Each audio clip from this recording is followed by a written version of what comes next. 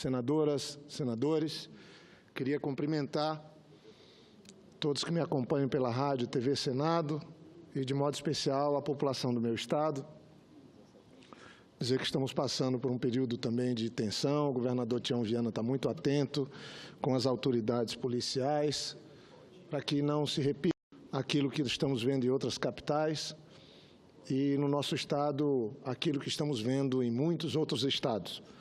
É claro que a situação de violência no Brasil inteiro, tivemos crimes gravíssimos nesse começo de ano, e isso certamente nos desperta a responsabilidade de o que cada instituição pode fazer. E acho que o Senado Federal, volto a repetir, poderia votar o novo Código Penal, tirar das gavetas da Comissão de Constituição e Justiça e dar uma satisfação à sociedade, criando mecanismos legais, atualizando o Código Penal, que é da década de 40, trazendo para esse século XXI, para que as autoridades do Judiciário, das polícias, possam fazer o seu trabalho de maneira mais adequada. E eu sei que não é com pena mais dura que vamos ter a solução, mas é também com penas mais duras, principalmente nos crimes contra a vida, que nós vamos salvar vidas e ajudar o país a se encontrar com um ambiente de paz. Estou confiando que as autoridades do Estado, os policiais, o secretário Emilson, o governador Tião Viana, todos que estão ajudando, Polícia Militar, Polícia Civil, o Ministério Público, o Judiciário, Polícia Federal, Polícia Rodoviária Federal, vão sair vitoriosos nessa empreitada de combater a criminalidade e essas organizações criminosas que atuam dentro e fora dos presídios no Brasil. Mas, senhor presidente, colegas senadoras e senadores, eu queria e fiz minha inscrição para falar da pesquisa que foi divulgada pela Confederação Nacional do Transporte e a MDA. É uma pesquisa periódica, é uma pesquisa que não tem nenhum vínculo com o Partido dos Trabalhadores ou com qualquer movimento social ou sindical. E, estranhamente, porque ano que vem nós já vamos ter eleição, estranhamente, essa pesquisa desapareceu do noticiário. Eu procurei hoje no Globo, rodei, li, digo, mas uma matéria tão importante do ponto de vista jornalístico, do ponto de vista da informação, e não ganhou nenhum destaque. Procurei na Folha de São Paulo, a mesma coisa, nenhum destaque, nada. Quer dizer, nós estamos com um governo que veio de um impeachment, presidente. Nós tivemos um golpe parlamentar no Brasil, e aí sai uma pesquisa que traz a opinião pública, a verdadeira opinião pública, se manifestando sobre as eleições já do próximo ano. Isso não ganha espaço, nem nas televisões, nem nos grandes jornais. Eu consegui encontrar um pedacinho ali no Estadão e uma outra mais destacada no Valor Econômico. É estranho. Eu luto, defendo e acho que isso é base de uma democracia de verdade, a liberdade de imprensa. Mas fica cada dia mais evidente que pelo menos alguns veículos estão cumprindo uma agenda que não é a agenda que o país, que o noticiário, que os fatos colocam, mas assim fica cada vez mais evidente que tem outros interesses por trás.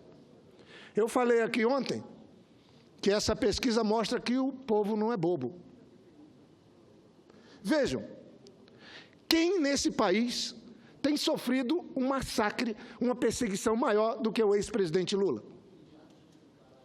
Um noticiário negativo de manhã, tarde e à noite, atingindo a ele, sua família, seus parentes, seus amigos, seu partido, seu movimento, seu legado.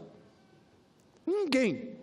Eu acho que na história do país, porque nós estamos vendo a era da evolução tecnológica, senador Lindbergh, ninguém, nunca, no país sofreu um ataque tão violento, tão continuado, tão longo como o presidente Lula. Qual é a resposta do povo brasileiro? Faz-se uma pesquisa, na véspera da eleição, porque nós já estamos no ano que é véspera do ano da eleição, e quem se destaca? Quem cresce? Presidente Lula. Sabe por quê, presidente Pimentel? Porque diante do caos econômico, do caos político, das enganações, o povo não é bobo e lembra que bons tempos aquele do presidente Lula, quando o Brasil tinha prosperidade, onde o aposentado podia se aposentar depois de trabalhar e fazer o seu recolhimento previdenciário. Agora tem uma ameaça dele trabalhar e não poder se aposentar. Me preocupa. Onde a oferta de emprego era tão grande que quem tinha alguma formação, quem tinha muita qualificação, escolhia onde queria trabalhar. E aquele que não tinha formação nenhuma também tinha uma oportunidade de trabalho. Foram gerados, no governo do presidente Lula e Dilma, 22 milhões de empregos. Senador Jorge Viana, sem querer interrompê-lo, mas registrando, e a Previdência Pública Urbana, que é a contributiva, de 2009 a 2015, ela foi superavitária. O que nós arrecadávamos dava para cobrir todas as despesas e sobrava dinheiro. Em 2007, conforme Vossa Excelência registra, faltou 22 bilhões e 400 milhões de reais para fechar essa conta. Já em 2009, cobriu esse déficit e sobrou 3.600. Em 2012, sobrou 33.200. Em 2015, depois da pauta-bomba, sobrou 5 bilhões. E em 2016, isso que era positivo, foi transformado num déficit de 46 bilhões de reais. Então, veja só, senhor presidente Pimentel, Vossa Excelência que foi ministro da Previdência. Eles desmontam as indústrias, desmontam as atividades produtivas, desempregam, aí a Previdência fica deficitária em 47 bilhões, como ocorreu o ano passado, e qual é a solução? Agora, danificar os aposentados, tirar direito dos aposentados. É óbvio, em vez de ter 22 milhões de empregos com carteira assinada, você oferece o desemprego. Em vez de ter um crescimento da nossa indústria, você desmonta a indústria. Em vez de ter um crescimento do comércio, você desmonta o comércio. E o resultado que nós temos? O resultado que nós temos é que foi divulgado agora o PIB do ano passado. A maior queda de PIB da história do nosso país, 4,6% oficial do ano passado. 3 anos, começou com a recessão, agora vivemos uma depressão econômica. O senador Requião, que trabalha muito esse tema, senador Lindbergh, uma depressão econômica pode levar o que nós vimos em Vitória. O que aconteceu na cidade de Vitória? A cidade de Vitória, segundo a Tava Rose aqui, a nossa querida senadora, o Ricardo Ferraz, o Magno Malta, o Ferraz, que eu converso muito, fala, Jorge, é uma das mais altas rendas per capita do país, ou seja, é a cidade das pessoas mais ricas do Brasil. É um dos estados mais ricos também pela exportação, pela maneira que trabalha o seu comércio, inclusive o eletrônico, o Espírito Santo. O que aconteceu? A polícia parou, ficou nos quartéis aquartelada, e em 10 dias nós tivemos mais de 100 assassinatos no meio das ruas, saque em lojas, e parecia uma coisa absurda. Isso é resultado do que pode ocorrer se nós não tomarmos uma providência no país, que tem mais de 5.500 municípios, imagine nos lugares de maior dificuldade. Agora, quem planta vento, colhe tempestade. Fizeram uma ação política que rompeu com os fundamentos da democracia, tiraram um governo legítimo que enfrentava dificuldade, que cometia erros, que tinha a oportunidade de consertar e ser julgado na eleição.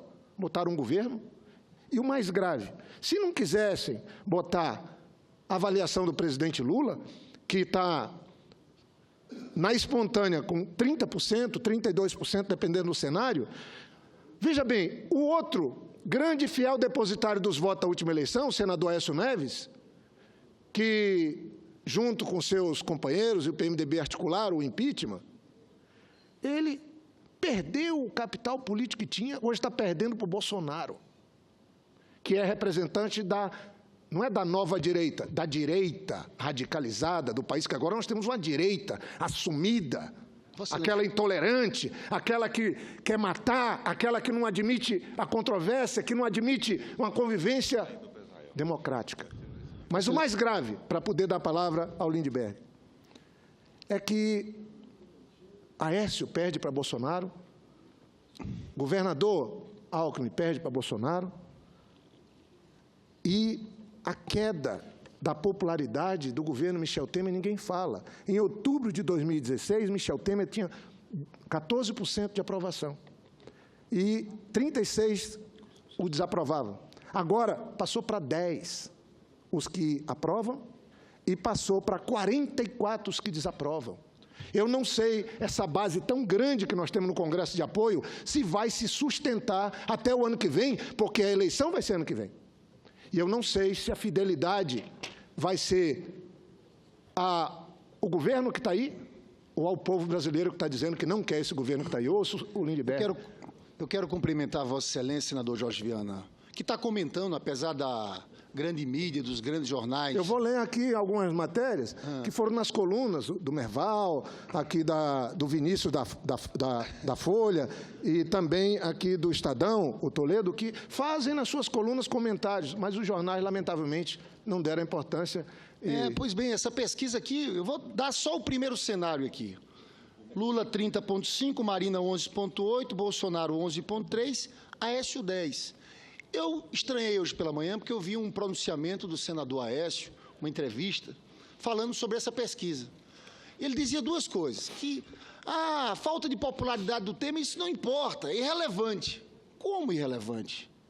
Eu estou entendendo, desde o golpe, eles de fato desconsideraram o voto popular. Vossa Excelência lembra o discurso do presidente do PMDB aqui? Não. O senador Romero Jucá, ele fez um discurso que chocou até o presidente Renan, que presidia a sessão, eu estava com o vice-presidente sentado ali. Ele disse que o governo não tinha condição de seguir porque era um governo que estava impopular, que a presidente Dilma não tinha apoio do povo e não tinha mais base aqui no Congresso. Usou o argumento da impopularidade para justificar o impeachment. E Vossa Excelência agora lembra muito bem que o Aécio está dizendo que isso não tem importância nenhuma, ou seja, a opinião pública não tem importância nenhuma. O presidente da República, um governador, um prefeito, tem que estar sempre avaliando a voz das ruas, a opinião do povo. Mas tem um segundo ponto que, de fato, me espantou. Ele disse o seguinte, que o Lula não era competitivo. Como, Aécio? Lula não é competitivo? Competitivo é Aécio que está atrás do Bolsonaro, que está com 10. Ele tinha 35 em 2015. Entraram nessa aventura do impeachment, do golpe, paralisaram o país, criaram essa confusão, a economia... A gente sabe a situação da economia, uma recessão profunda, já são 8% em 2 anos. Então, ele diz que o Lula não é competitivo, o Lula está chegando a mais de 40% no segundo turno. Tem um cenário com o Lula com 42%. Eu não quero tomar muito tempo de Vossa Excelência, mas queria dizer que o jornal Valor Econômico trouxe também uma pesquisa qualitativa, que falava de uma saudade, uma nostalgia do Lula. Isso não é uma saudade abstrata, senador Jorge Viana.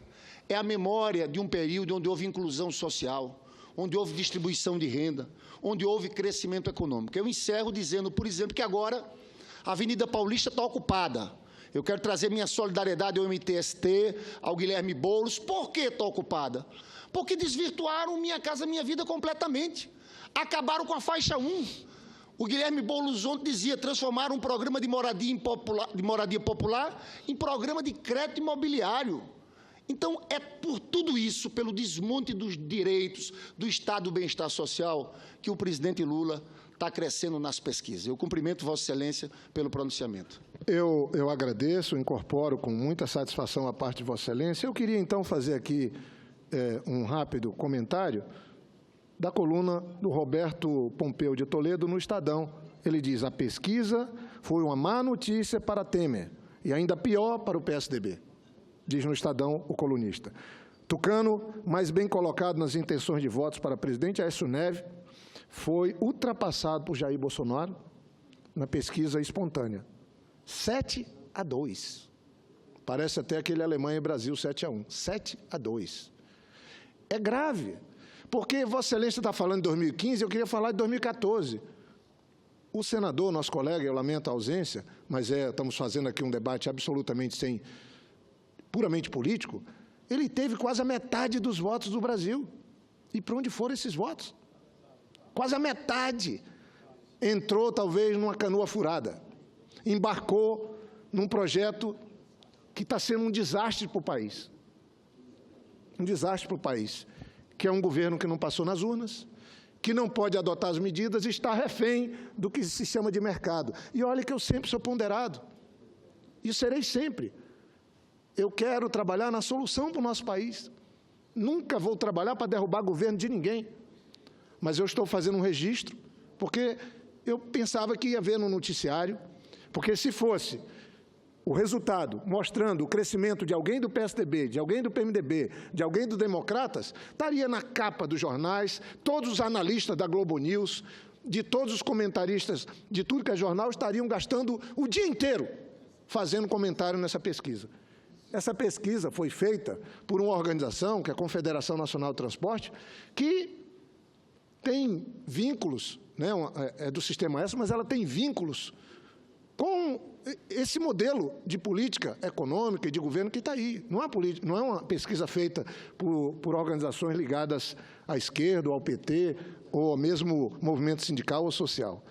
Aí vem aqui também o Vinícius Torres, que diz: Lula venceria, da Folha de São Paulo. Eu o cumprimento por, pelo menos, dedicar uma parte do espaço que tem a comentar a pesquisa. Lula venceria a eleição de presidente contra qualquer candidato. Aécio Neves, Geraldo Alckmin estão na sombra das trevas de Jair Bolsonaro, diz o colunista Vinícius Torres. Lula, por hora, está mais vivo que os tucanos.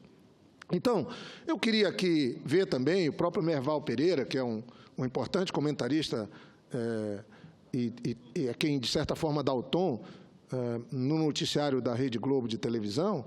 Ele também faz comentário. Eu acho que é importante que os colunistas possam pôr, e ele faz esse registro. E aqui, no caso, ele fala, inclusive, de que a novidade é, tradicionalmente, o adversário do PT, no caso o PSDB, é sempre tradicionalmente, mas que o Jair Bolsonaro aparece em segundo lugar em todas as pesquisas, empatado com a Marina, que está um pouco à frente. Minha colega e conterrânea, senadora Marina, aparece sempre à frente um pouquinho, mas do ponto de vista da margem de erro, ela está tecnicamente empatada com o Bolsonaro, que está tecnicamente empatado, ou um pouquinho à frente de Aécio Neves e o Geraldo Alckmin. Então, aqui nós temos uma posição do próprio comentarista Merval Pereira, que, na sua coluna, trata desse assunto. Eu acho que um assunto como esse, eu registro e parabenizo os colunistas que trataram, mas eu acho que deveria receber uma atenção maior da grande imprensa. Esse impeachment, dizem, foi feito para atender à opinião pública. Ora, qualquer brasileiro, de qualquer lugar, senador Paulo Rocha, que lhe for perguntado que período do Brasil você lembra onde houve prosperidade, onde houve geração de emprego, onde houve política de inclusão social, onde houve política de crescimento econômico, de desenvolvimento da nossa indústria, do nosso comércio. Ele vai dizer, ó, governo Lula. Que período você lembra do Brasil onde os mais pobres tiveram pela primeira vez uma mão estendida do governo? Ah, foi no presidente Lula. Que período do Brasil nós tivemos a escuridão dando lugar à luz para todos, com quase 30 milhões de brasileiros que viviam na escuridão, podendo ter energia elétrica, comprar seu eletrodoméstico, como é o caso do Acre da Amazônia. Agora, miraram o PT, tentaram destruir o PT, destruir o presidente Lula, a presidente Dilma e acertaram o Brasil. Acertaram o Brasil. Agora, a elite que apoiou o golpe parlamentar está demitindo, está perdendo o valor das suas empresas, estão pela metade, algumas falindo, e parece que a ficha caiu. Olha, e eu digo para ouvir o senador Requião com muita satisfação, isso não tem nada a ver com passar panos quentes em combate à corrupção, não, gente. Está comprovado que os esquemas de corrupção todos aí começaram antes do governo do PT, mas também está comprovado que o presidente Lula foi quem mais equipou o aparato, foi o que mais contratou policiais federais, foi quem mais deu apoio ao Ministério Público, foi quem mais, com isenção, ele, a presidente Dilma, nomeou o ministro do Supremo. E fez a indicação para chefiar o Ministério Público a partir do primeiro nome da lista. Então, por favor, eu sei que aí os que são radicais contra o PT e contra qualquer coisa que a gente fale, leve em conta isso. O presidente Lula aparelhou o Brasil para poder enfrentar, inclusive, a corrupção e combatê-la. Isso a história há de registrar. E os erros do nosso governo, que não foram poucos, não podem também ser jogados para debaixo do tapete. Eu tenho muita fé que, numa eventual candidatura do presidente Lula, que eu acredito que é um dos grandes líderes, junto com o presidente Fernando Henrique Cardoso, ele possa vir como um novo Lula. O que vai deixar bem claro para a sociedade brasileira, assumindo erros que cometemos, assumindo compromisso de combatê-los e não permitir que sejam repetidos. Mas ele pode trazer, com tudo que já fez pelo país, a esperança de volta, apontando o caminho para o Brasil se reencontrar com crescimento econômico, com geração de emprego, com controle da inflação e com a melhora de vida do nosso povo. Eu ouço o senador Requião, para poder concluir, eu ouço Vossa Excelência com muita satisfação, senador Requião. A gente faz um esforço para entender o que está acontecendo. Eu acho, senador Jorge, que tudo começa com aquele projeto Ponte para o Futuro, que era o projeto do neoliberalismo absoluto, da barbárie, do capitalismo bárbaro e do dependentismo. Aquele dependentismo pregado pelo Fernando Henrique naquele livreto que ele escreveu lá atrás, em parceria com o Enzo Faleto, que era um italiano naturalizado argentino, que era a teoria da dependência como fator de desenvolvimento. Então, na verdade, a ideia é destruir o Estado social no Brasil. A intervenção do Aécio ontem para a imprensa foi pertinente nesse sentido. Ele disse que não tinha importância que o Temer não tivesse popularidade. A intenção é criar esse Estado bárbaro. A intenção é privatizar a educação, a saúde, a previdência social, acabar com a soberania brasileira, entregar o petróleo, os bens naturais. A intenção é essa. É um projeto assemelhado, por exemplo, ao projeto de Porto Rico, Estado associado aos Estados Unidos. E nessa divisão de trabalho bolada pela Ponte para o Futuro, nós brasileiros ficaríamos como produtores de produtos agrícolas e fornecedores de commodity.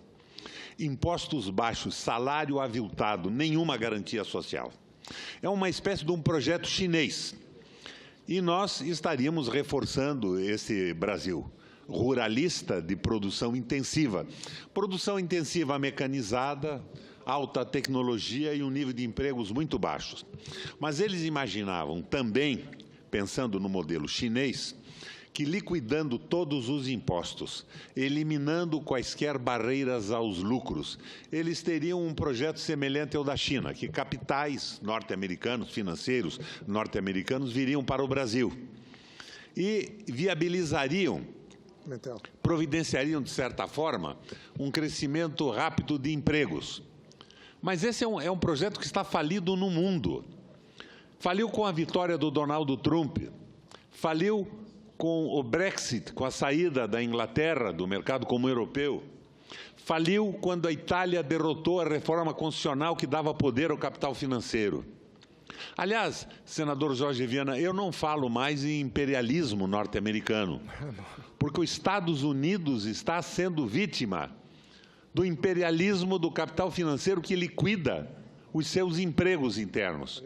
Então, na verdade, a intenção é essa, a destruição total do Estado brasileiro. Agora, isso vem paralelamente com uma situação muito mais grave, que é o comportamento do judiciário, que não segue mais as leis, mas julga em razão da pessoa e da ideologia da pessoa. A impressão que eu tenho é que combate-se a corrupção no Brasil desde que o corrupto seja um nacionalista, uma pessoa preocupada com a solidariedade com os mais pobres e com o projeto de soberania nacional.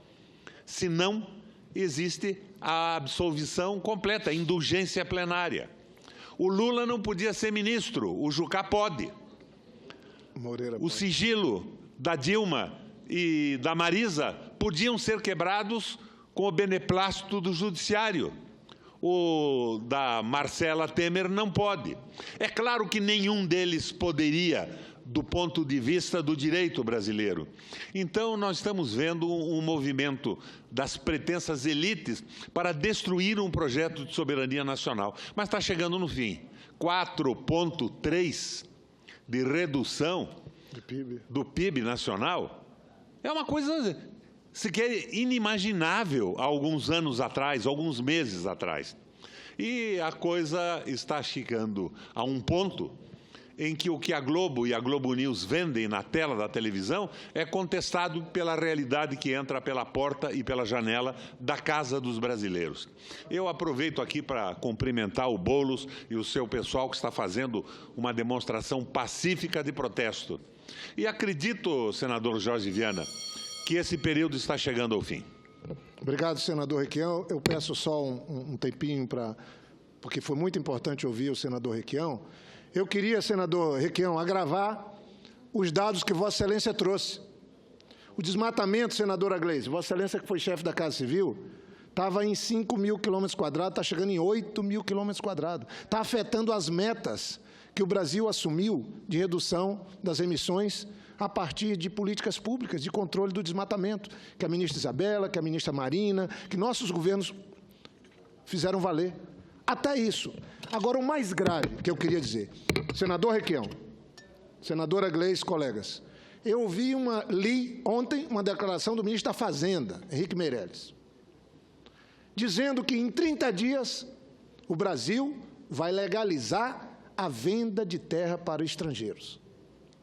Olhe, já estão desmontando a Petrobras. Nessa política, nós estamos há 15 anos, nós já fomos os maiores exportadores de diamante do mundo. Pedra bruta para as coroas do mundo inteiro. Nós já fomos os maiores exportadores de madeira, de pau-brasil, de tudo. De ouro, nós fomos o maior exportador de ouro. Não deu certo. Agora, na pior recessão, numa depressão econômica, o governo federal, o ministro da Fazenda, está dizendo que vai botar à venda para estrangeiro as terras do Brasil. Não é possível. Quando você está vivendo uma dificuldade, cidadão comum, você vende o pouco que tem por qualquer preço para poder garantir o de comer daquele dia. É mais ou menos isso que o Brasil vai fazer. Estamos vivendo um momento de maior dificuldade e o ministro da Fazenda diz: em 30 dias, vou botar à venda, vamos criar mecanismo para botar à venda as terras brasileiras para estrangeiro. Estão vendendo o Brasil. Isso é grave. Isso é um crime de lesa pátria. E eu acho que esse pessoal está brincando com fogo. Plantaram vento, estão colhendo tempestade. Agora resolveram brincar com fogo. E eu espero que a sociedade brasileira se levante contra a retirada de poderes que vem falseada numa reforma trabalhista. De poderes não, de direitos dos trabalhadores.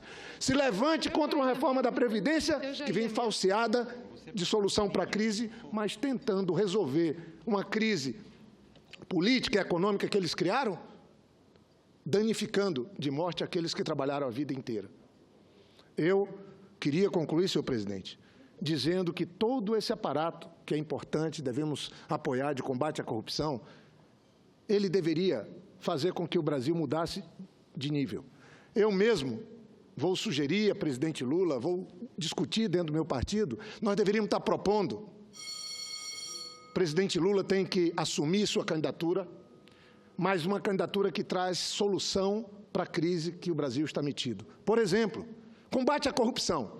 Vamos assumir os erros, mas vamos apresentar uma solução para que o Brasil não venha repetir, que não é só prendendo e rebentando que a gente muda as coisas, não. Mas por que não construir uma política transparente de nova governança para dinheiro público na relação com empresas privadas? Essa é uma proposta nova.